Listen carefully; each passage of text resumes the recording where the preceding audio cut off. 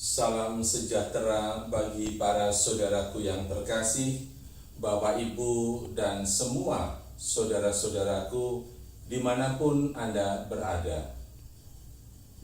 Masa Prapaskah sebentar lagi akan kita lewati. Besok kita sudah memasuki masa Pekan Suci yang akan diawali dengan Minggu Palma, kemudian Kamis Putih, Jumat Agung, Sabtu Suci, dan Minggu Paskah, Minggu Kebangkitan Tuhan. Seperti yang sudah kita alami bersama dengan peristiwa corona ini, yang membuat manusia begitu mengalami ketakutan, kekhawatiran, dan kecemasan, sehingga menimbulkan korban yang begitu banyak di antara kita, baik korban yang meninggal, korban yang menderita sakit, tetapi ada kabar gembira, ada juga orang-orang yang mengalami kesembuhan, dan ada juga orang-orang yang terpanggil dari hatinya yang paling dalam untuk melakukan suatu karya sosial, menunjukkan rasa empati dan peduli terhadap mereka yang menderita. Ini suatu karya besar dari Tuhan, di mana begitu banyak orang-orang yang terpanggil untuk melakukan semuanya itu.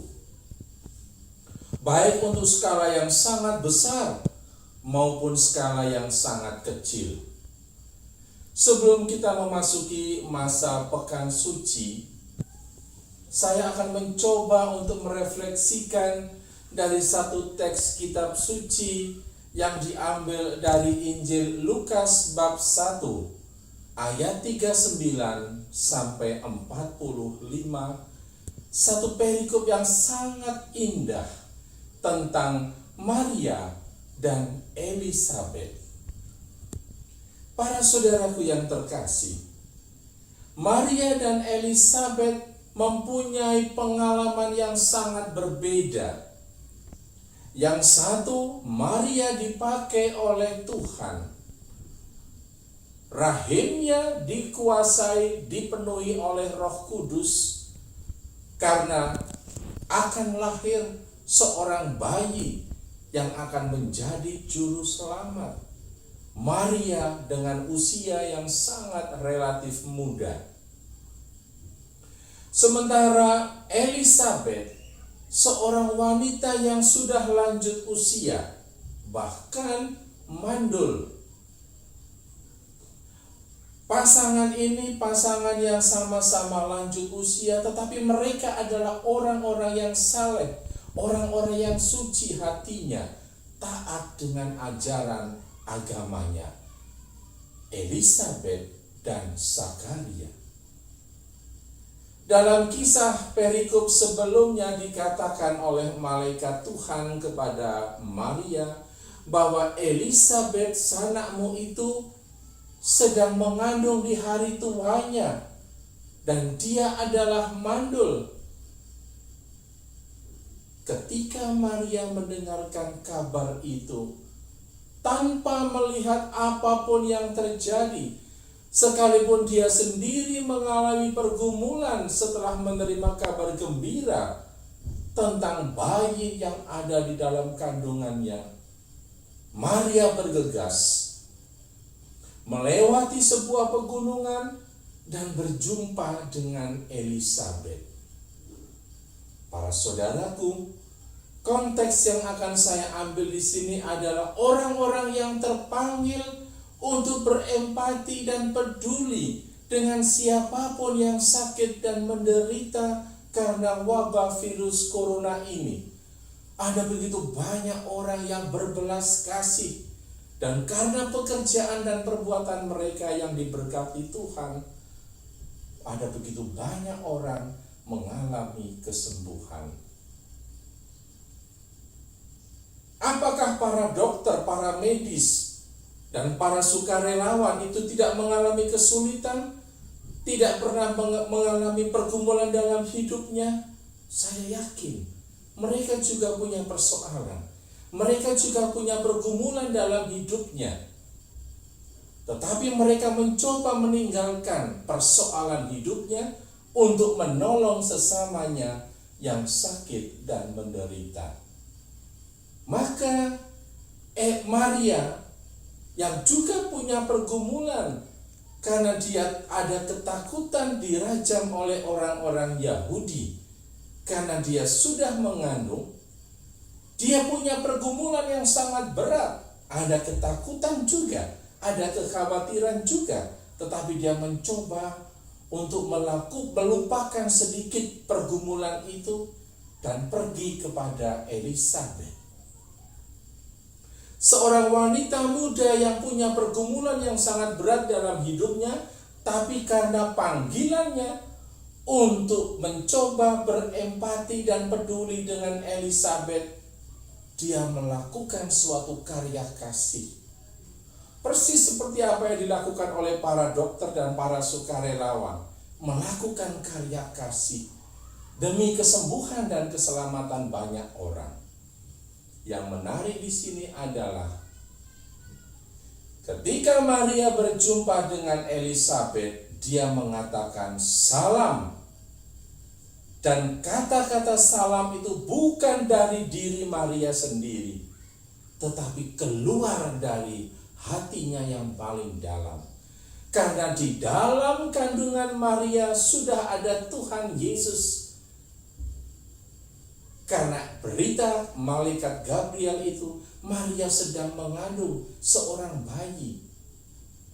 Dan bayi itu adalah Tuhan. Jadi ketika Maria melakukan suatu perjalanan untuk berjumpa dengan Elisabet, dia tidak seorang diri. Tetapi dia bersama dengan Tuhan. Dia bersama dengan bayi Yesus dalam kandungannya. Maka ketika Maria memberikan salam kepada Elisabet, reaksi pertama yang muncul dari diri Elisabet adalah bayi dalam kandungannya melonjak kegirangan. Dan Elisabet penuh dengan Roh Kudus. Ini suatu karya besar dari Allah. Maria memberikan salam karena bayi Yesus dalam kandungannya. Elisabet mendengarkan salam dan melonjaklah anak di dalam rahimnya. Penuh dengan Roh Kudus. Suatu perjumpaan yang begitu indah terjadi antara Maria dan Elisabet. Dua pribadi yang masing-masing punya pergumulan. Elisabet di usianya yang lanjut dan dia dikatakan juga sebagai mandul itu mengandung seorang bayi. Itu mengalami satu kesulitan, satu persoalan yang tidak mudah secara manusiawi. Tetapi karena salam Maria itu, maka anak dalam kandungan Elisabet melonjak kegirangan. Bahkan kemudian tidak cukup dengan itu, Elisabet mengatakan sesuatu yang indah yang seringkali kita doakan dalam doa salam Maria. Terberkatilah engkau di antara semua perempuan, dan terberkatilah buah rahimmu. Elisabet dengan pengalaman iman yang begitu mendalam, dia memuji Maria sebagai manusia yang sungguh diberkati. Dan juga di dalam rahimnya itulah Maria mengalami kekudusannya. Maka tidak mengherankan pujian Elisabet ini sungguh-sungguh menyejukkan hati Maria yang semula dia mengalami pergumulan karena ketakutan untuk dirajam orang Yahudi. Tapi karena kata-kata Elisabet itu, Maria mengalami sukacita. Dan kemudian Elisabet mengulanginya lagi dan bertanya, siapakah aku ini sampai ibu Tuhanku datang mengunjungi aku? Elisabet bertanya-tanya, mengapa Tuhan memakai Elisabet yang lanjut usia dan mandul itu untuk mengalami kunjungan dari orang yang suci, yaitu Maria bersama dengan bayi Yesus. Elisabet menegaskan lagi bahwa anak di dalam kandunganku melonjak kegirangan. Bahkan Elisabet menegaskan, berbahagialah engkau yang diberkati, karena apa yang dikatakan oleh Tuhan akan terlaksana.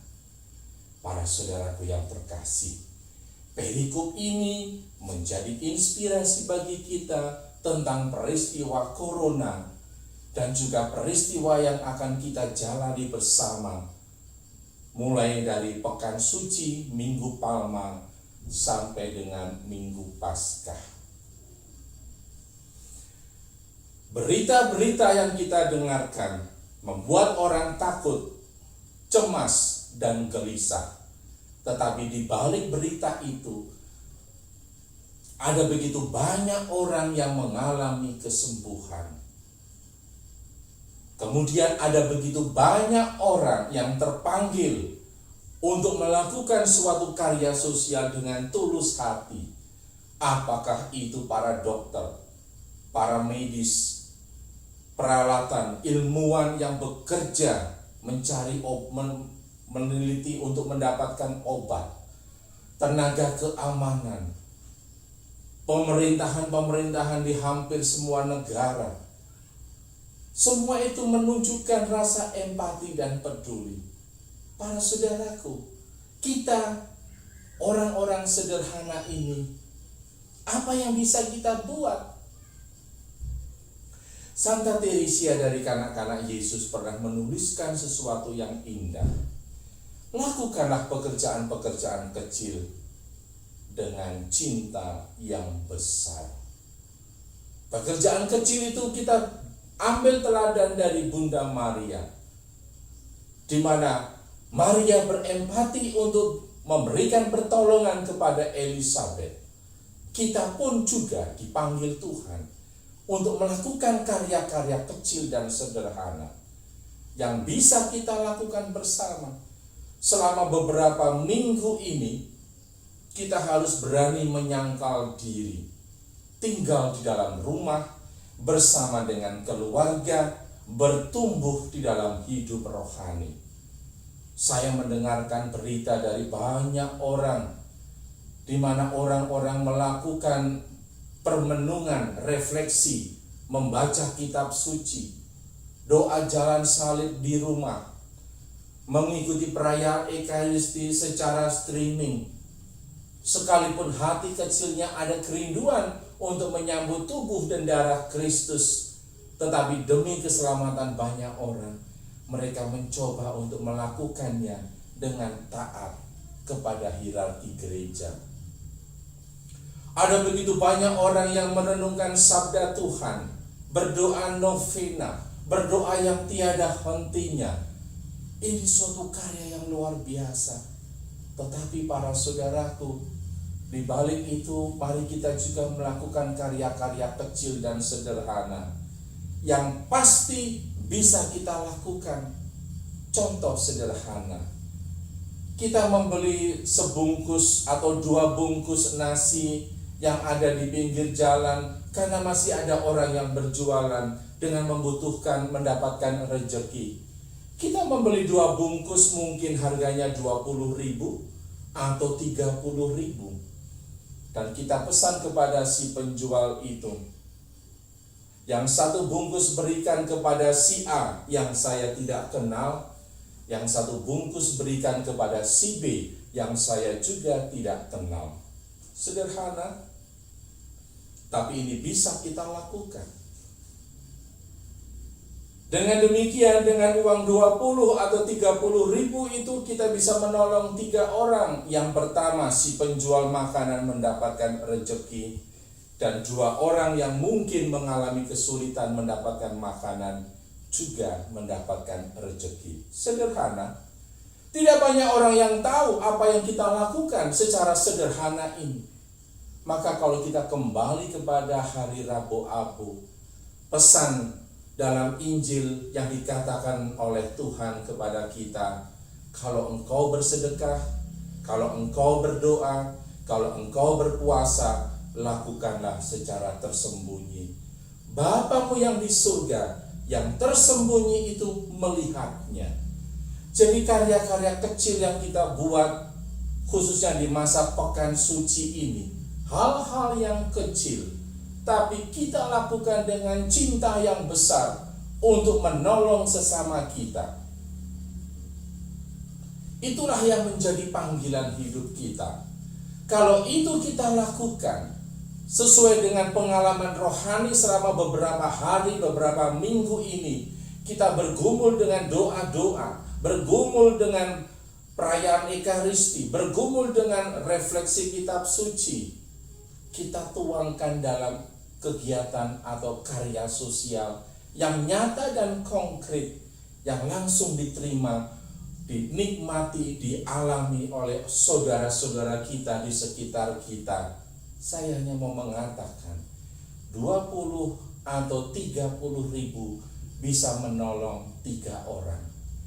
Karya yang kecil dan sederhana, seperti kata Santa Teresia kanak-kanak Yesus, hal-hal yang kecil, tapi mari kita melakukan dengan cinta yang besar. Artinya apa?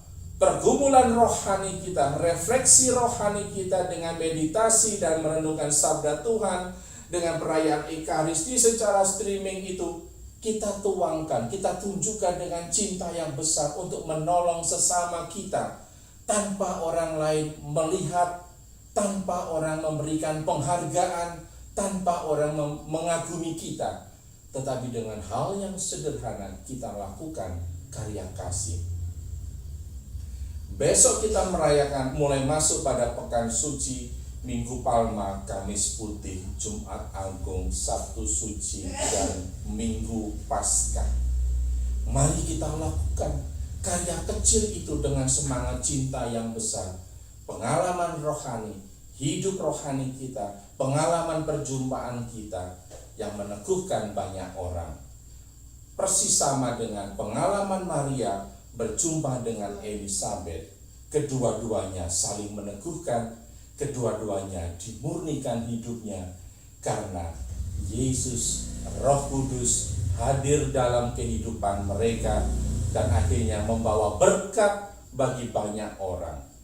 Saya yakin pekerjaan, karya-karya kecil yang kita lakukan dengan ketulusan hati, dengan penuh cinta, pasti akan membawa berkat bagi sesama kita. Selamat memasuki pekan suci. Mari kita siapkan hati kita untuk menyambutnya dengan penuh iman dan harapan, sehingga Paskah kita menjadi Paskah yang penuh dengan sukacita. Bukan Paskah ketakutan karena corona, tetapi Paskah karena sukacita. Dan mujizat Tuhan akan terjadi. Orang akan mengalami kesembuhan dan orang mengalami sukacita. Semuanya terjadi karena kuasa Allah yang nyata dan hidup di dalam diri kita. Salam dari kami, Keheningan Karmel, dan Tuhan memberkati. Amin.